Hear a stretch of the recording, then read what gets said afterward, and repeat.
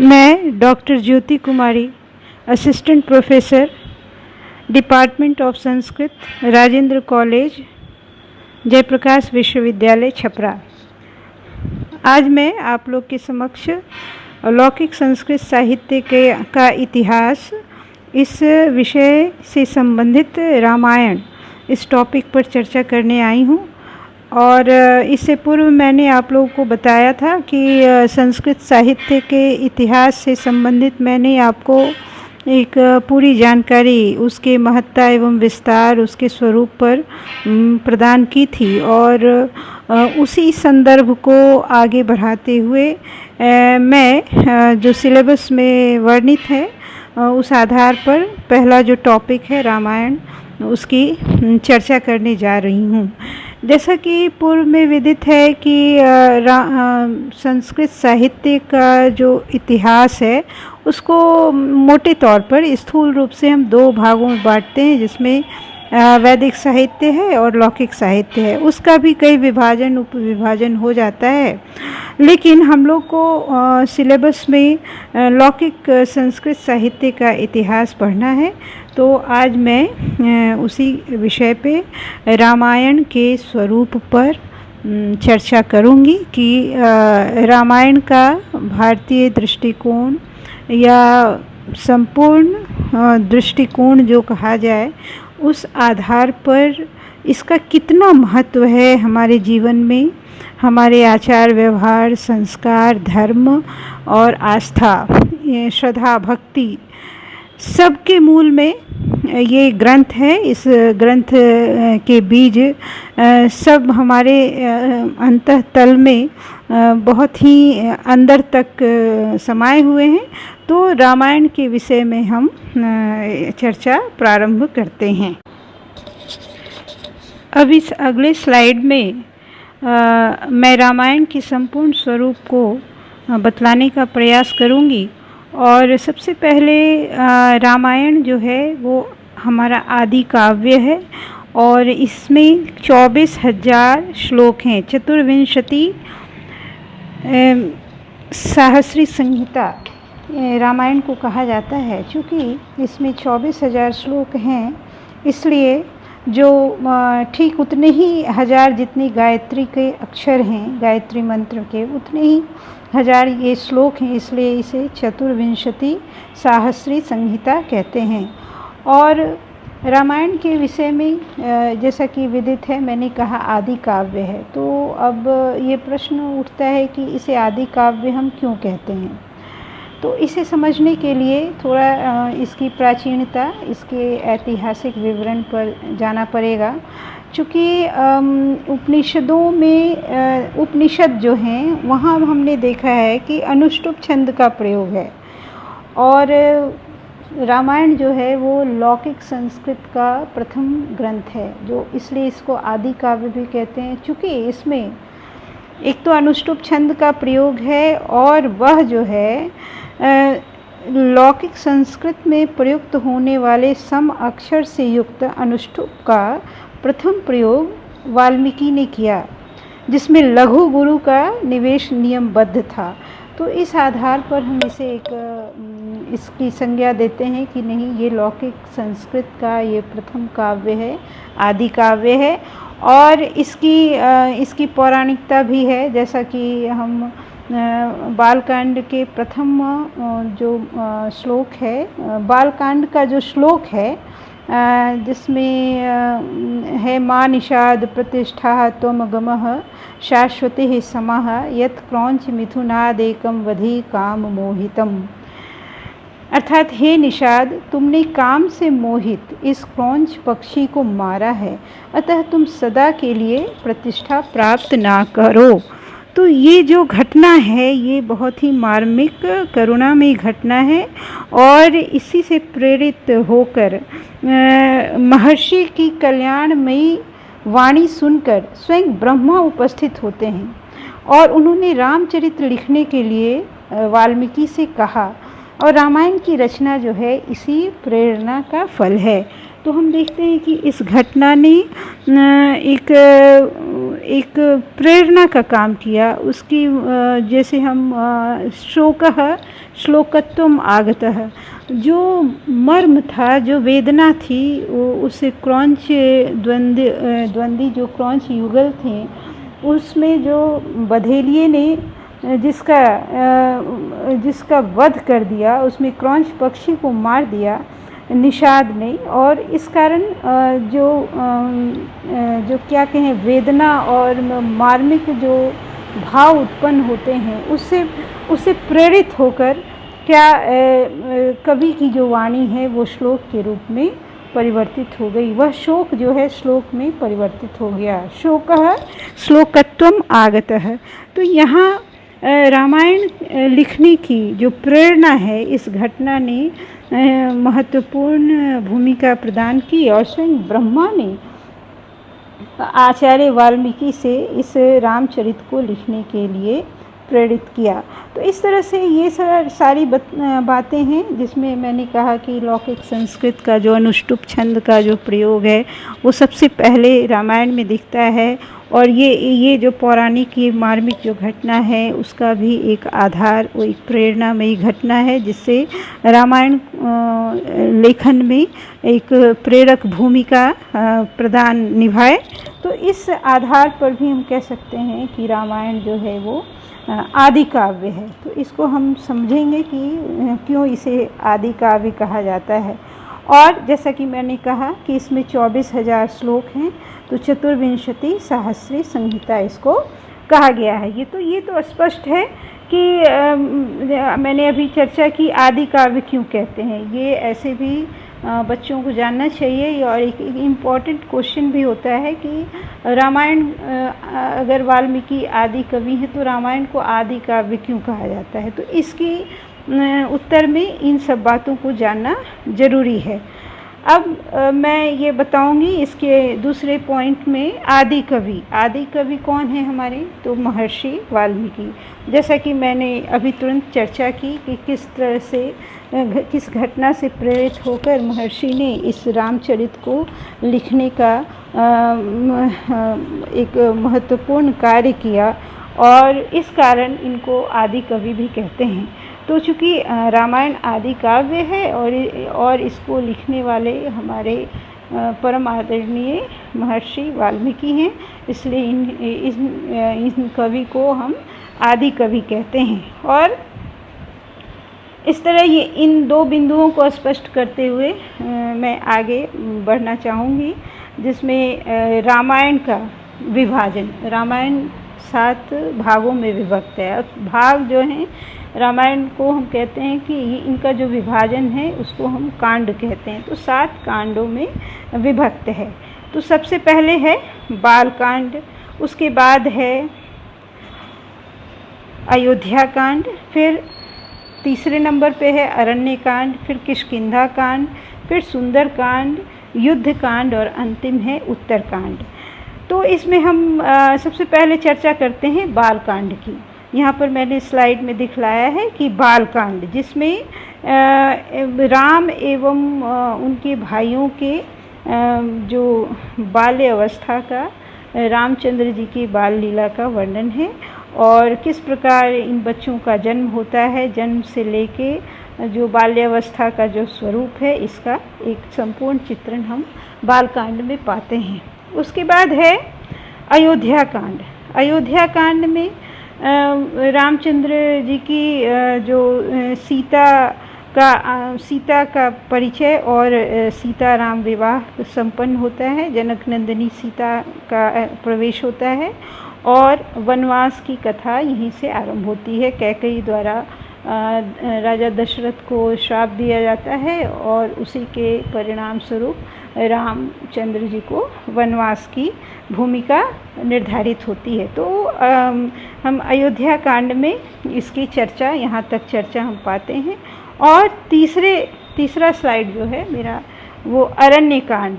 ये तीसरा कांड है जिसमें राम सीता लक्ष्मण जी का वनवास, और उसके बाद और दंडकारण्य में इधर उधर भ्रमण करना, कष्ट झेलना, उस वन का संपूर्ण चित्र उपस्थित होता है, जिसमें जैसे सीता जी का हरण का भी प्रसंग हम अरण्य कांड में देखते हैं। तो मुख्य जो बातें हैं वो हैं रामचंद्र जी का वनवास होना, और उसके बाद दंडकारण्य का जो बृहत वर्णन है, संपूर्ण वर्णन है, उसका हम चित्रण देखते हैं। ये है तृतीय कांड, अरण्य कांड। फिर चौथे में है किष्किंधा कांड। किष्किंधा कांड जैसे किष्किंधा कांड में जैसे हनुमान से राम का मिलना, और उसके बाद बाली वध, और फिर सुग्रीव की सेना का, एक संपूर्ण सेना का तैयार होना, जिसे हम राम सेना भी कहते हैं, और सुग्रीव की सेना से मित्रता होती है। तो इस तरह से घटना जो है वो आगे बढ़ती है, जिसमें हनुमान से मिलना और सुग्रीव की सेना का से मित्रता और बाली वध, ये एक प्रमुख प्रसंग है किष्किंधा कांड का। फिर आता है सुंदर कांड, पांचवा, जिसमें हनुमान जी के बल सौंदर्य का वर्णन किया गया है, जिसमें हम कह सकते हैं कि हनुमान जी लंका में जाते हैं और सीता जी के विषय में पता करते हैं, और विभीषण से क्या रामचंद्र जी की मुलाकात होती है। फिर ये पता चलता है कि सीता माता लंकेश के अधिकार क्षेत्र में हैं, और इस तरह से हनुमान जी का एक बृहत जो क्रियाकलाप है उसका ज्ञान होता है। और ये सुंदर कांड में हनुमान जी का के बल सौंदर्य का बहुत ही सुंदर वर्णन किया गया है। इसके बाद है छठे में युद्ध कांड। युद्ध कांड जो है वो राम सीता का जो मिलन है होता है, राम सीता का मिलन, युद्ध होता है, राम रावण युद्ध होता है, और जिसमें राम की सेना की जीत होती है, और इस तरह से राम और सीता का संयोग होता है, और वो लोग अयोध्या लौटते हैं। और इस विजय के उपलक्ष्य में दीप प्रज्वलन, दीपावली का मनाने का कार्यक्रम होता है, दीपावली मनाई जाती है। तो इस तरह से युद्ध कांड में मुख्य जो है राम सीता का मिलन, और फिर वो अयोध्या लौटना।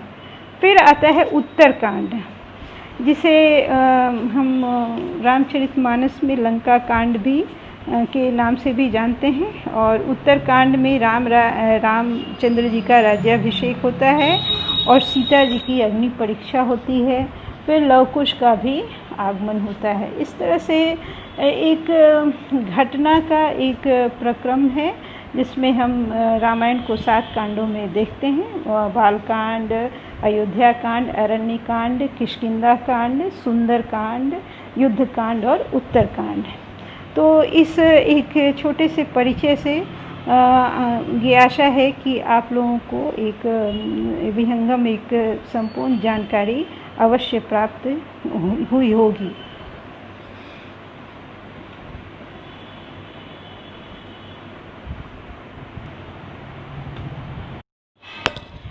अब इस स्लाइड में मैंने आपको रामायण के में छंद का क्या प्रयोग है और अलंकार किस प्रकार सुशोभित है, इस विषय में बतलाऊंगी। जैसा कि पिछले स्लाइड में मैंने रामायण के एक व्यापक स्वरूप को बतलाया कि वो किस तरह से कांडों में विभक्त हैं और क्यों इसे आदि काव्य कहते हैं, ये महत्वपूर्ण बातें हैं। और अब मैं इस स्लाइड में ये प्रयास करूंगी कि छंद और अलंकार के विषय में आपको जानकारी दूं।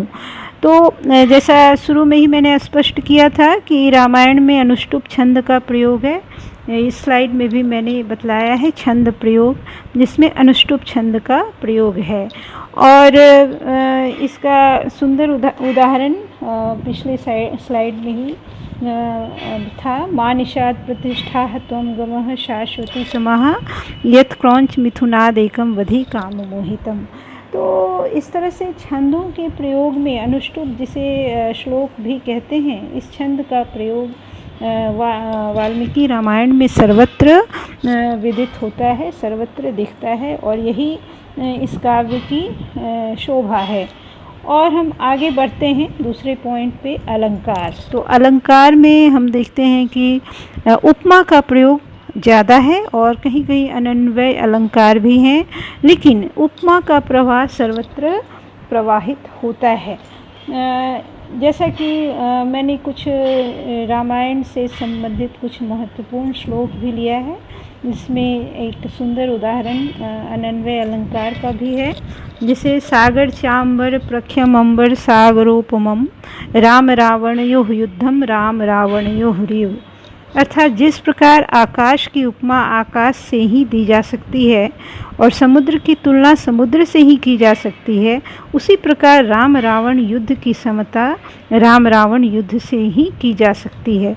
तो यहाँ इतना सुंदर वर्णन है, राम रावणयोः युद्धम राम रावणयोः रीव। तो अलंकार का यह सुंदर प्रयोग है। और वैसे ही हम देखते हैं किष्किंधा कांड में भी, जो बाली वध के अनंतर राम जब माल्यवान पर्वत पर रहते हैं तो वहाँ वर्षा काल आरंभ हो जाती है, और उस वर्षा ऋतु का जो शुद्ध प्राकृतिक चित्रण हुआ है वो बहुत ही सुंदर और बहुत ही स्वाभाविक है। इसके कुछ उदाहरण आप देख सकते हैं। क्वचित प्रकाशम क्वचिद अप्रकाशम नभः प्रकीर्णाम्बोधरम विभाति क्वचित क्वचित पर्वत सन्निरुद्धम रूपम यथा शांत महार्णवस्य। ये किष्किंधा कांड में 28वें सर्ग का ये श्लोक है, जिसमें बाली वध के अनंतर राम द्वारा माल्यवान पर्वत पर वर्षा काल बिताना और वर्षा ऋतु का शुद्ध प्राकृतिक चित्रण किया गया है। उसी प्रकार एक और उदाहरण आप देख सकते हैं, यहाँ भी उपमा का सर्वत्र प्रवाह है। और एक उदाहरण ये देखिए, वहंती वर्षंती नदंती भांति ध्यायन्ती नृत्यन्ती समाश्वसन्ति नद्यो घना मत्त गजावनन्तः प्रिया विहीनः शिखिनः प्रवंगः। यहाँ ध्वनि का कितना सुंदर प्रयोग है, अक्षर का जो एक संगीतात्मक लयबद्ध जो स्वरूप है वो दिखता है। और इस तरह से हम समझ सकते हैं कि वाल्मीकि रामायण में बहुत ही सीधे और सरल शब्दों का प्रयोग है, काव्यात्मक प्रयोग है और सुंदर श्लोक की रचना मिलती है। तो ये एक उदाहरण मैंने आपको बताया। ऐसे तो उदाहरणों से भरे पड़े हैं, वाल्मीकि रामायण के हर एक श्लोक अपने आप में महत्वपूर्ण हैं, लेकिन कुछ श्लोक को मैं पढ़ना चाहती हूँ जो अत्यंत ही सुंदर जान पड़ते हैं। और उसी में एक है, जैसे कि सुंदर कांड में चंद्रमा की शोभा का जो वर्णन है उसका बहुत ही खूबसूरत, बहुत ही सुंदर यहाँ चित्रण आप देखेंगे, जिसमें उपमा का प्रवाह है। हंसो यथा राजत पंजरस्थः सिंहो यथा मंदरकंदरस्थः वीरो यथा गर्वित कुंजरस्थः चंद्रो अपि बभ्राज तथा अंबरस्थः। अर्थात जिस प्रकार हंस चांदी के पिंजरे में स्थित है, सिंह मंदराचल की गुहा में विराजमान है, वीर पुरुष मत वाले हाथी पर सवार हैं, उसी प्रकार चंद्रमा आकाश में सुशोभित है। देखिए चंद्र की जो शोभा है कितनी सुंदर, कितना सुंदर चित्रण है। ये उपमा से एक आच्छादित जो उपमा का सौंदर्य है यहाँ प्रस्फुटित हो रहा है। और तभी कहा गया है, हंसो यथा राजत पंजरस्थः सिंहो यथा मंदरकंदरस्थः वीरो यथा गर्वित कुंजरस्थः चंद्रो अपि बभ्राज तथा अंबरस्थः। तो ये जो लयबद्ध जो इसका स्वरूप दिखता है वह अत्यंत ही रमणीय है। तो बच्चों, इस तरह से कई आपको श्लोक मिलेंगे उपमा प्रयोग में, लेकिन अगर आपको मैंने जो बताया वो आप अगर जानना चाहते हैं तो किष्किंधा कांड, बाल कांड और मैंने सुंदर कांड से ये सारे उद्धरण मैंने लिए हैं, और आप उसको अगर आप पढ़ेंगे तो वहाँ आपको मिल जाएगा। तो इस तरह मैंने ये प्रयास किया है कि बहुत बातें ना लिखकर कुछ आपको ऐसे भी जानकारी दे सकूं, इसलिए मैंने केवल यहाँ स्लाइड में अलंकार इस पॉइंट को स्पर्श किया है, और उसमें भी उपमा अलंकार का जो प्रसिद्धि है, जो रामायण जिसके लिए प्रसिद्ध है, उसके विषय में मैंने चर्चा की है। तो अब इस लेक्चर में मैं यही समाप्त करती हूँ और अगले जो क्लास में मैं प्रयास करूँगी कि रामायण के काल निर्णय और उससे संबंधित जैसे महाभारत और रामायण की तुलना की जाती है तो उससे संबंधित जो तत्व हैं, जो तथ्य हैं, जो सत्यता है, उसको मैं आपके समक्ष ले आऊँ। तो ये अगले क्लास में संभव है। धन्यवाद।